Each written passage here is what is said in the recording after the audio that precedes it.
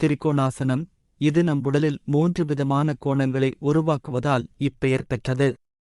இந்த ஆசனம் செய்வது முதுகு எலும்பை பலப்படுத்தும். மற்ற ஆசனங்கள் செய்யும் போது முன்னும் பின்னும் வளைந்து கொடுக்கும் முதுகெலும்பை இந்த ஆசனத்தின் மூலம் பக்கவாட்டிலும் வளைத்துக் கொள்வதால் இடுப்புப் பகுதிக்கும் வலு ஏற்படுவதோடு அதிகப்படியான கொழுப்பினால் சேரும் சதையும் குறைய ஆரம்பிக்கும். யோகாசனம் செய்வதால் உடனடியாக பலன் காணுவது சிலருக்குத்தான் முடியும். பெரும்பாலும் நிதானமாகவே பலன் தர ஆரம்பிக்கும் யோகாசனங்கள். ஆகவே 6 மாதத்தில் உடல் இளைக்கவில்லை, வயிறு சுருங்கவில்லை என்றெல்லாம் நினையாமல் மனதைத் தளரவிடாமல் தொடர்ந்து செய்தால் உடல் நம் இஷ்டத்துக்குச் சொன்னபடி கேட்கும், நன்கு நெகிழ்ந்து கொடுக்கும்.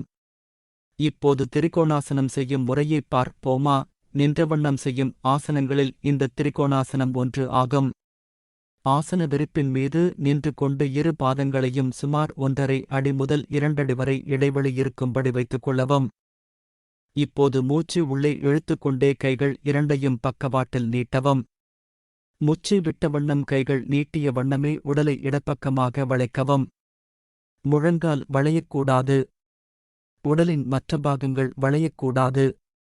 இடுப்பை மட்டுமே வளைத்து இடது கைவிரல்களால் இடப்பாதத்தை தொட வேண்டும். வலக்கை மேல் நோக்கி இருக்க வேண்டும். சாதாரணமான மூச்சை இயல்பாக விட்டுக்கொண்டே முகத்தை மேல் நோக்கிக் கொண்டு வலக்கையை பார்க்க வேண்டும். முகவாய்க்கட்டையை நன்கு வலப்புறமாக ஒட்டி வைத்துக்கொண்டே அண்ணாந்து வலக்கையை பார்க்க வேண்டும். இப்போது மூச்சு உள்ளே இழுக்க வேண்டும். மெல்ல மெல்ல உடலை மேலே உயர்த்திக் கொண்டே நேர்நிலைக்கு வந்து மிக மிக மெதுவாக மூச்சை வெளியே விட வேண்டும். இப்போது மீண்டும் வலப்பக்கமாக வளைந்து பயிற்சியை அதேபோல் செய்து இடக்கையை மேல் நோக்கி வைத்துக்கொண்டு அண்ணாந்து பார்த்து பயிற்சி செய்ய வேண்டும்.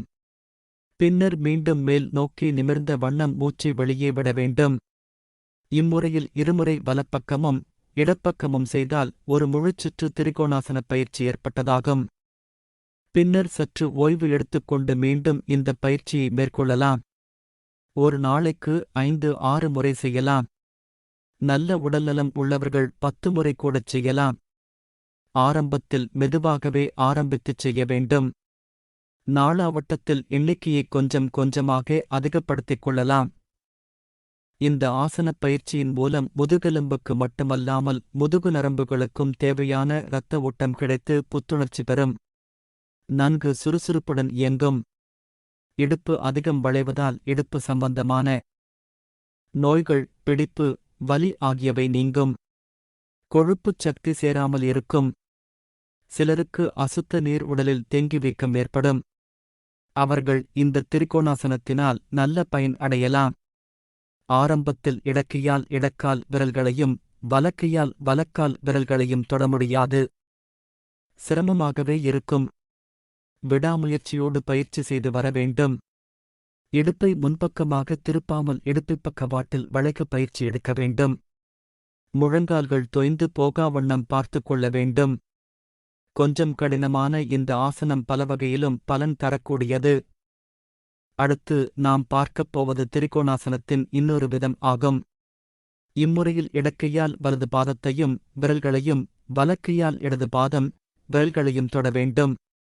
ஆசன விரிப்பின் மீது நின்று கொண்டு இரு பாதங்களுக்கும் 2 அடி இடைவெளி இருக்கும்படி பார்த்து கொள்ளவும். கைகளைப் பக்கவாட்டில் நீட்டிய வண்ணம் அப்படியே வலப்பக்கமாக வளைந்து இடக்கையால் வலது பாதத்தையும் விரல்களையும் தொட வேண்டும்.